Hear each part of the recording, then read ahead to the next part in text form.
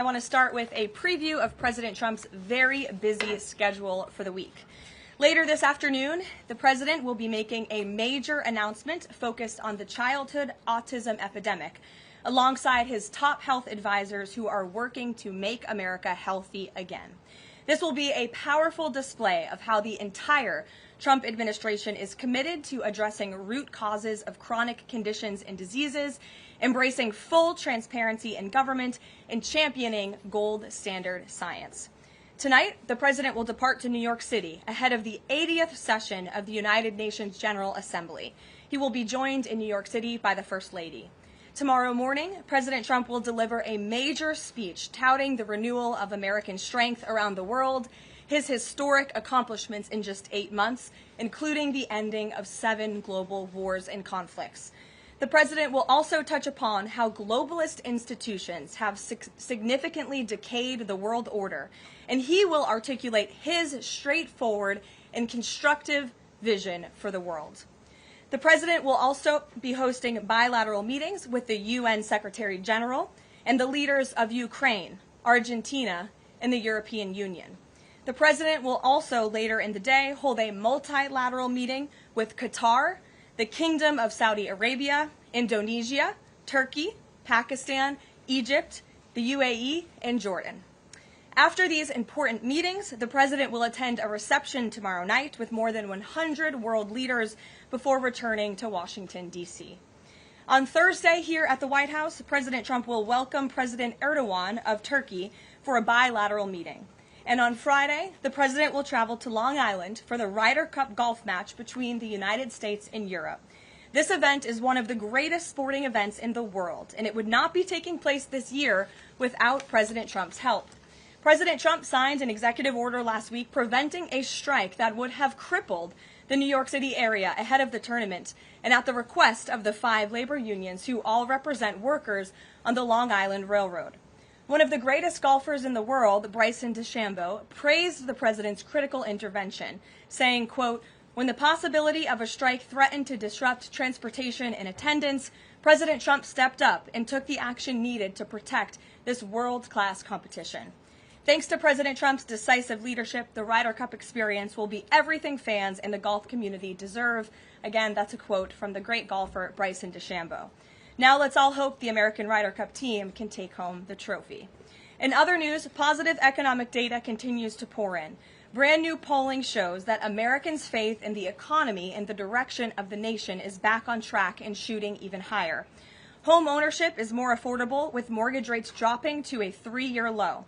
For new home buyers, this represents a $250 decline in your monthly mortgage payment, or nearly $3,000 a year. And President Trump has made it very clear he wants to continue to see mortgage rates decline to a record low, just like they did in his first term.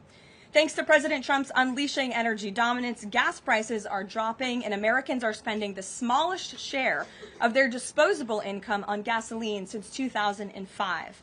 Additionally, the annual cost to own and operate a new vehicle is down by nearly 6% over the last year.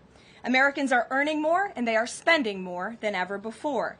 After inflation outpaced for 26 straight months under Joe Biden, real wages have increased nearly every month since President Trump took office, with wages for blue-collar workers rising at the fastest rate in 6 decades. Retail sales are also booming, up 5% over last year. And the stock market is booming, and Americans' retirement accounts continue to do well, with the Dow, S&P 500, and NASDAQ all hitting new record highs. In fact, the S&P 500 is up nearly 15%, and the NASDAQ is up more than 21% since Election Day.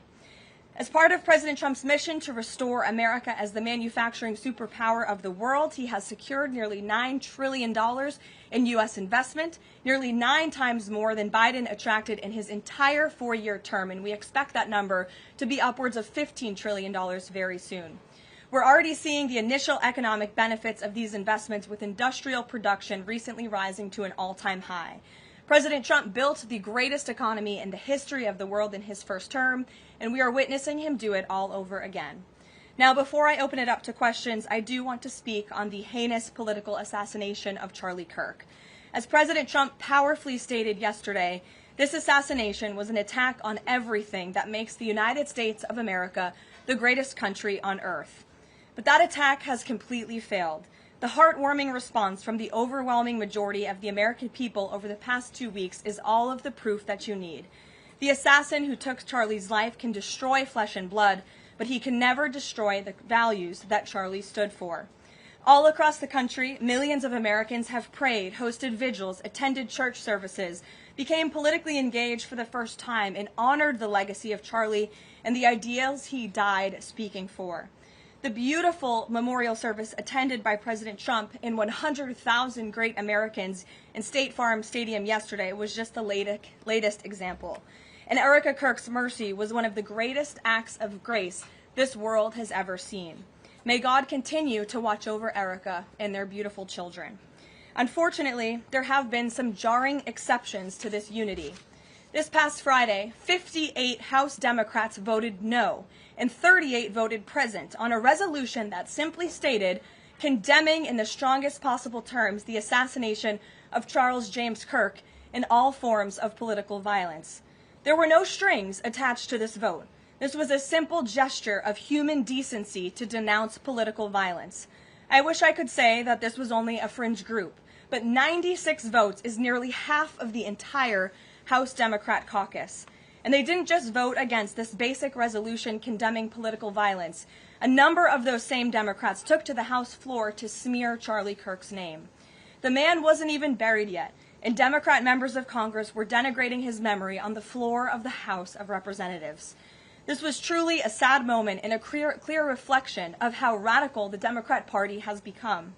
Many Democrats in elective office have now been totally captured by a radical fringe of the far-left base who want to dehumanize every person they disagree with. We must continue to call this wickedness out. It's the only way that our nation can heal. For too long, past leaders have offered platitudes while political violence has been allowed to fester and harm innocent Americans. There has been coordinated campaigns dating back years, spearheaded by radical left-wing organizations centered on dehumanizing, intimidating, doxing, and even attacking Americans whom they disagree with. These groups have radicalized impressionable individuals to foment violence. An attempted transgender assassin traveled to Justice Brett Kavanaugh's family home with plans to end his life. An attempted assassin came within an inch of ending President Trump's life in Butler, Pennsylvania, and on the campaign trail, another attempted assassin tried to kill the president at his golf club in Florida. A left-wing assassin shot United Healthcare CEO Brian Thompson right in the back in the heart of New York City. ICE agents are facing a more than 1,000% increase in assaults for simply doing their jobs. Violent radical left-wing mobs engaged in illegal behavior, targeted Jewish Americans, and shut down America's college campuses under the previous administration. Left-wing mobs burned down Tesla dealerships out of, quote, protest of Elon Musk and his policies.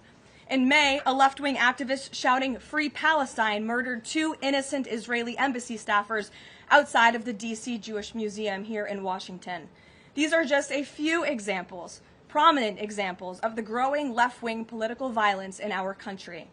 Enough is enough, and as President Trump has promised, he will directly address the dark sources funding and supporting this domestic terrorism to finally restore order in our country. The American people can expect further, very strong action on this very soon. Everyone, Republican, Democrat, everyone in between, we all deserve to live in a country where we do not have to fear for our lives simply for stating what we believe in.